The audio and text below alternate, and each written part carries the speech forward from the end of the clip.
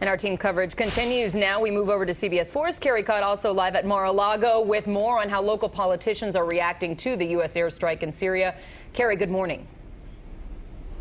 Good morning, Lauren. We know that the president huddled with some of his national security team at Mar-a-Lago yesterday discussing the possible military options on Syria.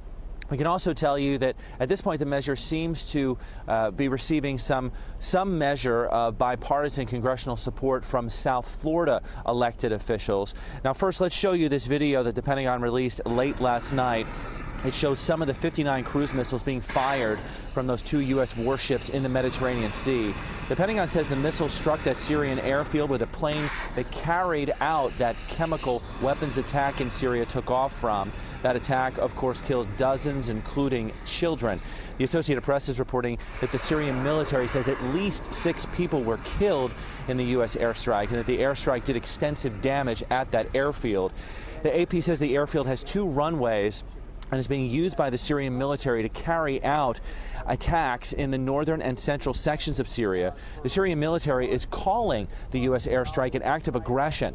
Now, a number of South Florida elected officials are expressing their support for the president's action.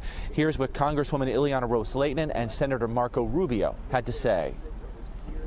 We've got to make sure that the United States remains the leader of the world to tell these dictators that the use of chemical weapons is never going to be allowed. We won't just turn our heads and pretend it's not happening. Well, my first reaction is to congratulate the skill, the courage, the bravery of our men and women in uniform. The second is, and I saw as kind of the report was being outlined, I don't believe this is a message. I believe this is actually a tactical action that furthers an objective, which is important. Now, Florida Senator Bill Nelson said that in a statement last night that he supports the president's decision and hopes it teaches Assad not to use chemical weapons again. Also, Democratic Congressman Ted Deutsch, who represents parts of central Broward and County North, as well as parts of Palm Beach County, tweeted out that he also supports a targeted action because of what he called President Bashar al-Assad's heinous war crime. But Deutsch, like other members of Congress, are saying that if President Trump plans to intensify and possibly prolong military action in Syria, that he needs to consult with Congress first. Live near Palm Beach, Carey, CBS 4 News.